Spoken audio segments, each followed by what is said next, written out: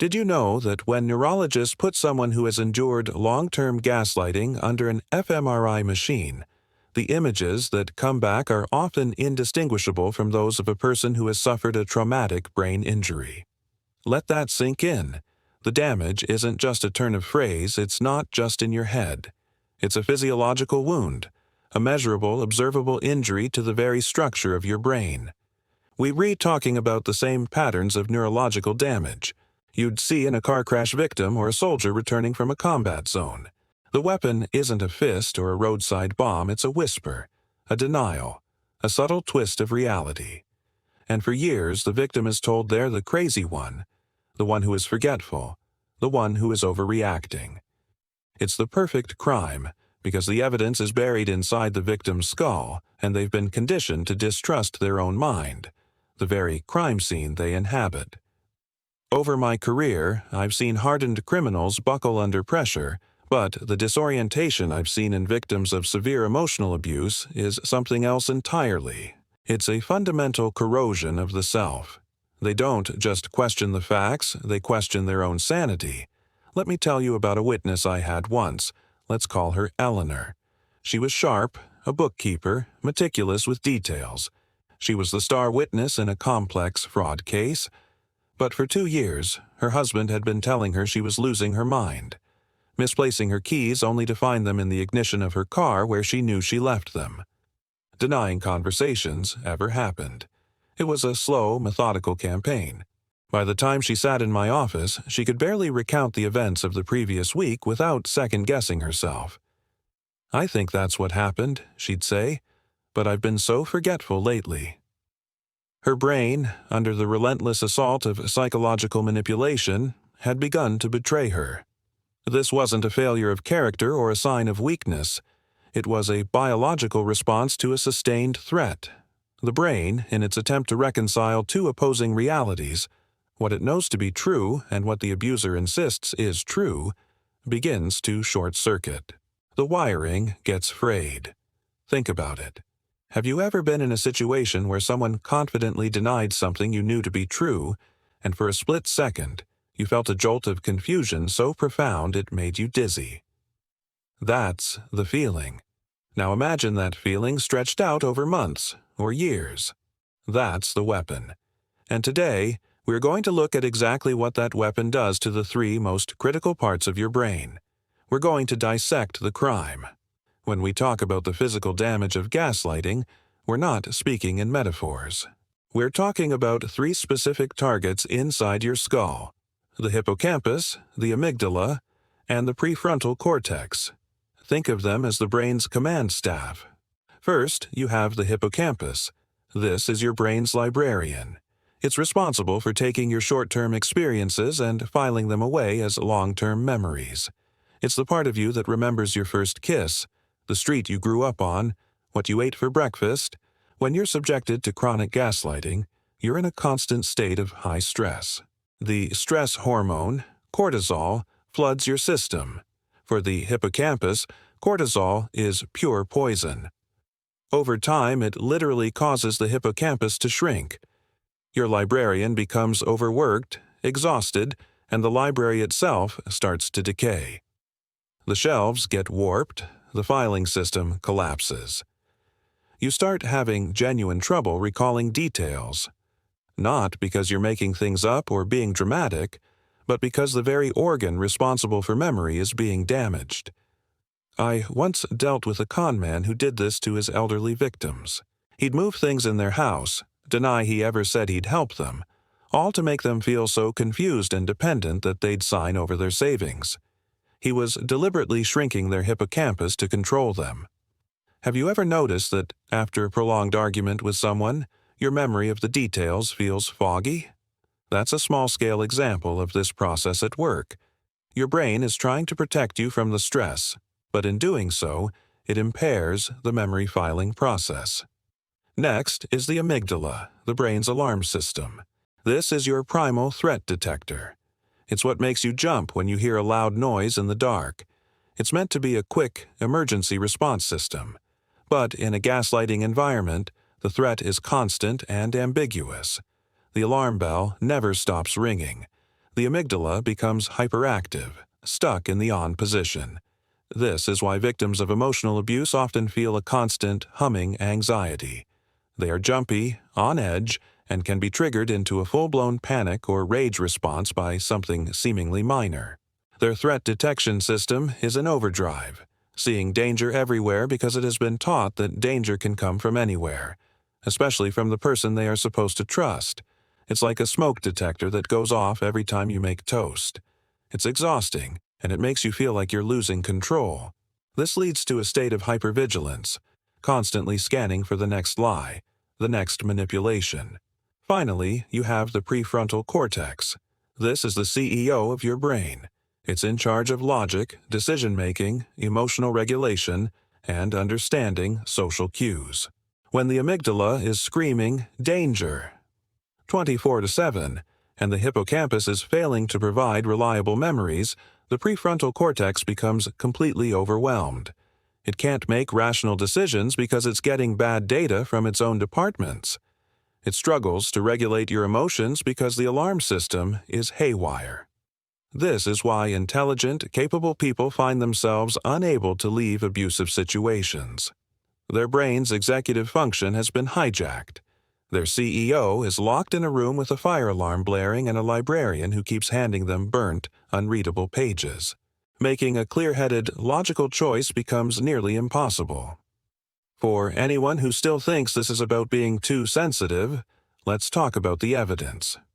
The scientific community has been studying the effects of psychological abuse for decades, and the consensus is undeniable. Studies on individuals with histories of emotional abuse consistently show reduced gray matter volume in the hippocampus and prefrontal cortex. This isn't opinion, it's data. They can measure the shrinkage.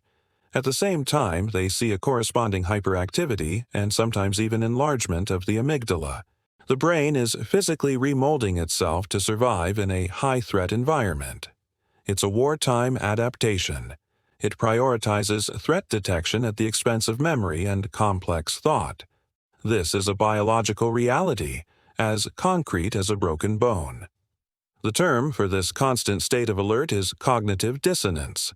It's the mental stress you feel when you hold two or more contradictory beliefs, ideas, or values at the same time. The gaslighter forces this state upon you. Belief, ich 1.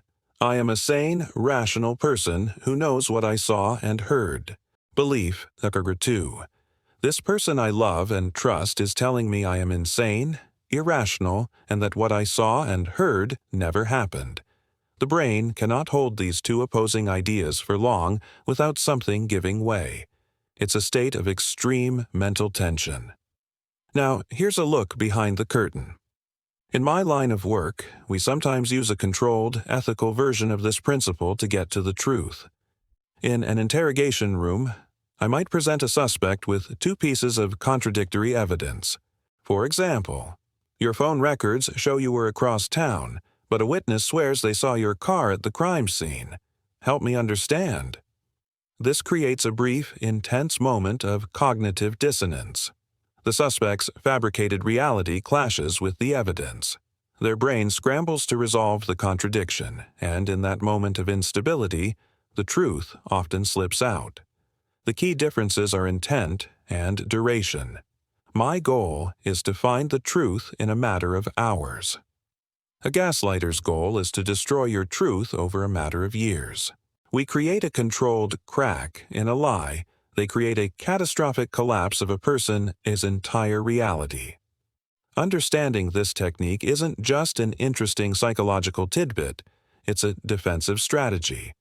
When you feel that jarring sense of cognitive dissonance, that mental vertigo, you need to learn to recognize it not as a sign of your own failure, but as an alarm bell. It's a red flag that someone is attempting to overwrite your reality with their own. Have you ever felt that? That feeling of your brain trying to be in two places at once? That's the feeling of a gaslighter at work. It's the sound of their tools trying to dismantle your mind. Recognizing the tactic is the first step to disarming it. Once the damage is done, the most pressing question is, can it be undone? The answer, thankfully, is yes. The human brain possesses a remarkable quality called neuroplasticity. It's the ability to reorganize itself, to form new neural connections, and to heal. Think of your brain as a city that has suffered a massive earthquake. Roads are blocked, the communication center is down, and the emergency services are overwhelmed. Healing is the process of clearing the rubble, building new roads, and restoring order. But it doesn't happen on its own. It requires a deliberate, active intervention. The general timeline neuroscientists give for significant recovery is anywhere from 6 to 18 months, provided the source of the abuse is removed and the person engages in targeted recovery work. The first and most critical step is what we in law enforcement would call securing the scene. You cannot investigate a crime or repair a building while the criminal is still there, actively sabotaging your work. This means creating distance from the gaslighter. For many, this is the hardest step, but it is non-negotiable. Your brain cannot begin to heal if it is still being flooded with cortisol and forced into a state of cognitive dissonance every day. I worked with a former colleague, a detective named Frank. He was one of the sharpest investigators I knew, but he ended up in a relationship with a master manipulator. We watched him go from confident and decisive to anxious, forgetful, and second-guessing every move he made. It was like seeing a skyscraper slowly crumble from the inside. When he finally got out, the recovery was slow. For the first few months, he was lost. His brain was so accustomed to the wartime footing that it didn't know how to operate in peacetime. But he got into therapy. He started a strict routine of exercise and mindfulness, activities proven to reduce cortisol and promote the growth of new brain cells, a process called neurogenesis. He essentially put his own brain on a rebuilding program. Slowly, the old Frank started to come back. The fog lifted. His decision-making sharpened. He described it as the alarm bell in his head finally, after years, shutting off. He could hear himself think again. What does that intervention look like for most people? It's often a combination of therapy, mindfulness practices to calm the amygdala, and cognitive exercises to rebuild the prefrontal cortex. It is about actively creating an environment of safety and predictability, so that the brain understands the war is over and it can finally stand down. Have you ever taken a real vacation after a period of intense stress and felt it took days for your body and mind to finally unwind? That's a micro version of this process. It takes time for the nervous system to accept that it is safe. So, how do you actively rebuild the city? What are the practical, hands-on exercises you can do to promote neuroplasticity and heal the damage? It's not as complex as you might think. It's about giving your brain the right tools and the right environment to do what it does best: adapt and recover. The first and most immediate tool is grounding. When your amygdala is firing and you feel a wave of anxiety or confusion, you need a way to short-circuit the panic loop. The 5, 4 to 3, 2, 1 method is something I've taught to witnesses on the stand to keep them calm. Wherever you are, stop and name 5 things you can see, 4 things you can feel, 3 things you can hear, 2 things you can smell, and 1 thing you can taste. This forces your brain out of the abstract world of fear and anxiety and back into the physical reality of the present moment. It tells your prefrontal cortex to take charge again, wresting control back from the screaming amygdala. It's a simple, powerful way to say, "I am here, I am safe, right now." The second exercise is to become your own detective. Start a journal. I don't mean a dear diary of your feelings, but a case file of facts. Write down conversations and events exactly as you remember them, as soon as possible after they happen. Date and time them. Be objective. This practice does 2 things. First, it creates an external record of reality that cannot be distorted by someone else's manipulation. When the gaslighter says, "I never said that," you can look at your notes and know, with certainty, that you are not the one misremembering. It's your evidence locker. Second, the act of recalling and recording facts strengthens the neural pathways between your hippocampus and prefrontal cortex. You are actively exercising your memory and your logical brain, rebuilding those atrophied muscles. Finally, learn something new and complex. Pick up a musical instrument, learn a new language, take up chess. These activities are pure neuroplasticity in action. They force your brain to create entirely new connections and pathways. It's like building a whole new, modern highway system in your brain, making the old damaged roads less important. You're not just patching holes, you're upgrading the entire infrastructure. The brain that is focused on conjugating a new verb or mastering a new chord progression has less capacity to dwell on old, painful loops. It gives your mind a new, productive job to do. So I ask you, what new road will you build first? What new case file will you start today? The power to rebuild is, and always was, within you. You just need the right blueprint.